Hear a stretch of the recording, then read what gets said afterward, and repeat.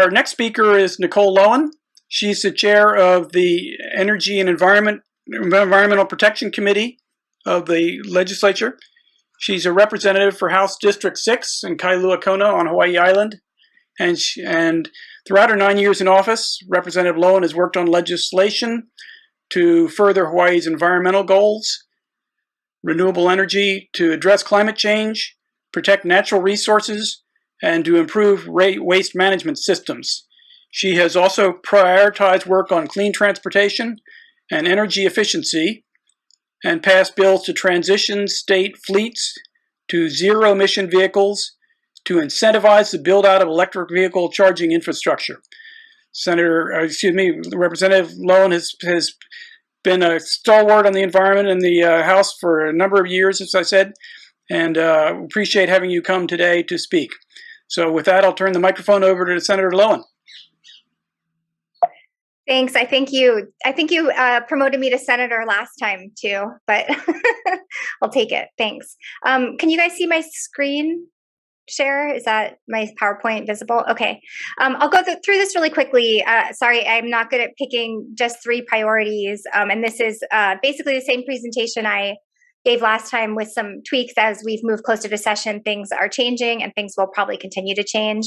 And this is obviously not an exhaustive list. But the first category, I guess, is energy and climate mitigation and decarbonization. So I would say my priorities here are, we're going to introduce a bill to update the state's decarbonization goals. So there was Act 234 of 2007 that had a goal to reduce emissions below 1990 levels by 2020. So we've reached that, and now there's no further goals until our 2045 clean economy goal, essentially. So we're looking at a bill that would require 70% reduction over 2005 levels by 2030, economy-wide. That would include aviation fuel, which has been often excluded from that conversation and is more ambitious than the Biden administration's goals right now. So I think it's a good place to start, but still like in that realm of what I think people will see as being achievable.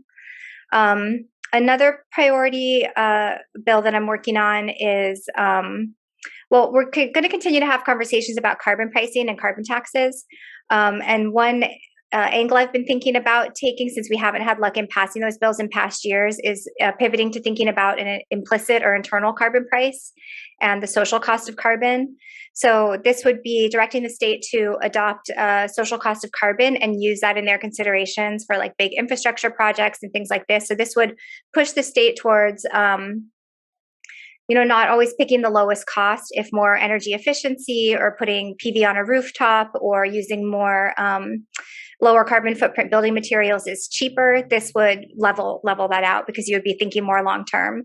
And then in addition, we would direct the PUC to estimate a social cost of carbon and direct the utilities to use that in their planning process. So this would, which I think that HEI and KIUC are already doing in large part, but this would internalize that emissions conversation, because right now we have our RPS goals, but those don't explicitly relate to emissions.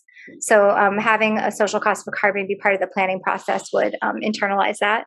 And then I appreciate that Chip mentioned geothermal. I think we have some drafts of bills. DLNR is not that happy with them because it impacts the money that goes to them right now.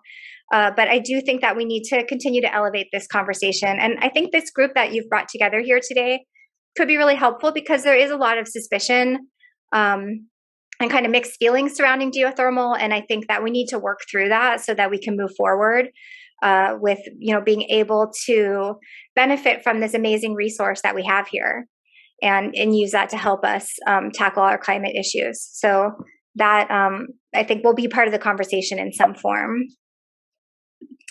We're going to keep working on clean transportation. There's kind of continuing things. I've talked about this before, so I won't spend too much time on it, but some of the bills we've seen in the past. And then with the additional funding we gave to the EV charging station rebate program last year, we're looking at just trying to expand that and how it gets applied and create new incentives for the areas we really want to tackle. Green fees, Senator Gabbard mentioned this. I agree with him. That our green fee should be a priority, and this would help fund conservation efforts, green, potentially ongoing funding for green jobs, like what we've seen some of our relief funds go to, and what we hope some of the funding in the Build Back Better Act will include. But we could also help fund that kind of green job thing from state revenues if we did this, and then also, putting that towards reef and forest conservation. Waste management, and again, this is I think also climate related, but in some people's minds, maybe less so than talking directly about emissions. But there was a recent report that plastics are on track to overtake coal as a source of greenhouse gas emissions by 2030 as coal declines and plastics continue to increase. So we have a whole, I think we have 6 or 7 bills actually we're working on that deal with solid waste and really specifically plastic waste and electronic waste. Wastewater, the number of cesspools we have in the state, again, this maybe isn't as directly climate related to some people, but this is hugely important to conserving our reefs, which are really under threat from ocean acidification and global warming. And so I think the big push this year would be a bill that would require a conversion at the point of sale, and then a tax credit that would be means tested or income based to go along with that to help offset the cost. And this would basically just at least begin a process of attrition for some of these cesspools. We need to convert them all, but we've got to also start somewhere. So the point of sale means like every time there's a real estate transaction, that cesspool would be required to be converted. Probably there would have to be some kind of exemptions in the law, but it would get a lot of them, and it would capture them at a point in time where there's like financing options on the table to help facilitate that. And then this is just other issues I didn't want to leave off. Green Amendment that Senator Gabbard mentioned, I also support that. And then Red Hill, I know this is this meeting's not specifically about that, but I think that what we've been watching happen over the past week has been really shocking and has really brought home the worst case scenario. I mean, we're watching it play out, and imagining that happening more broadly to Oahu residents it's like no level of risk is acceptable fundamentally. So we're going to have to tackle the Red Hill problem for sure. So I'll stop there. I don't want to take up too much time. And thank you. Thank you, Representative Lowen. I'd like to ask you a question first about the Green Constitutional Amendment. It got through the Senate unanimously last year, and it passed your committee.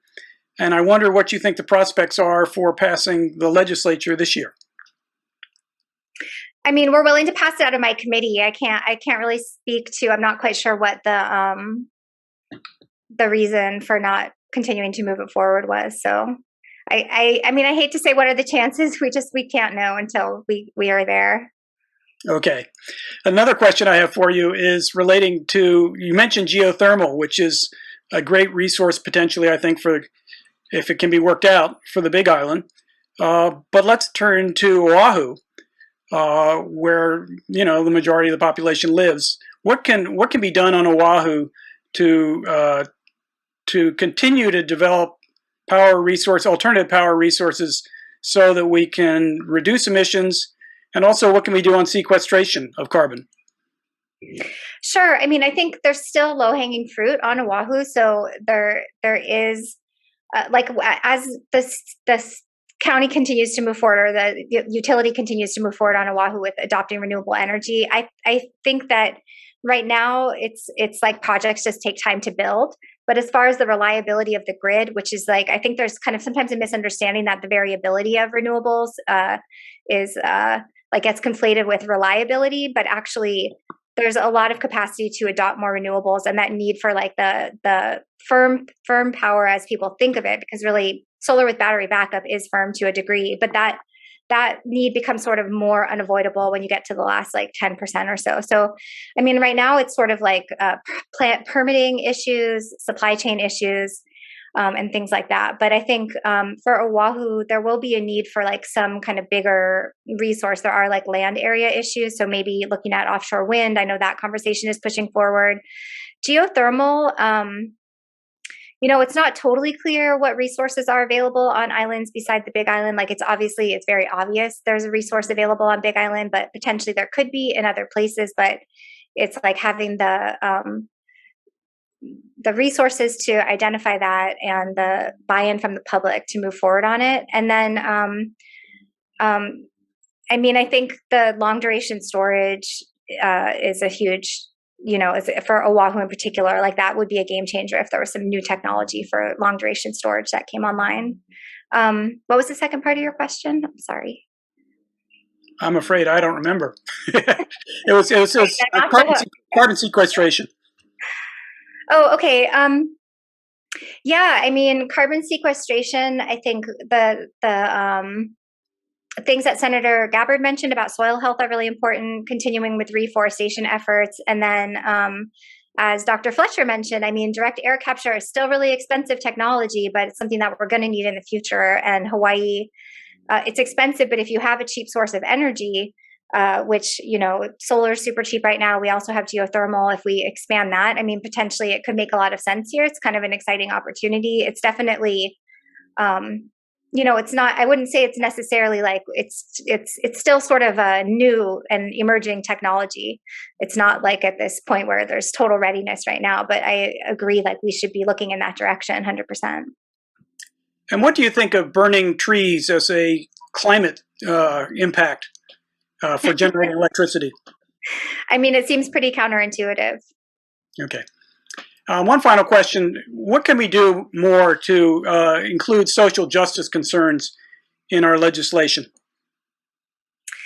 I mean, I think we just have to continue to keep them in mind. So, I think that we do try to think that way, like, with the cesspool conversion, for example, we want to have a much larger tax credit for lower income individuals. I think we'll be, looking at some legislation, which I didn't have in this PowerPoint, to, do some kind of LMI measure, put some kind of LMI consideration in front of the PUC so that there could be, some kind of relief for ratepayers. I do think we need to shift. I do sometimes see the conversation, like I've seen this for Oahu, where there's this focus on all the projects are going on the west side and the users are in the city. And I guess I would just say, like first of all, not everyone in the city is wealthy. Not everyone on the west side is poor.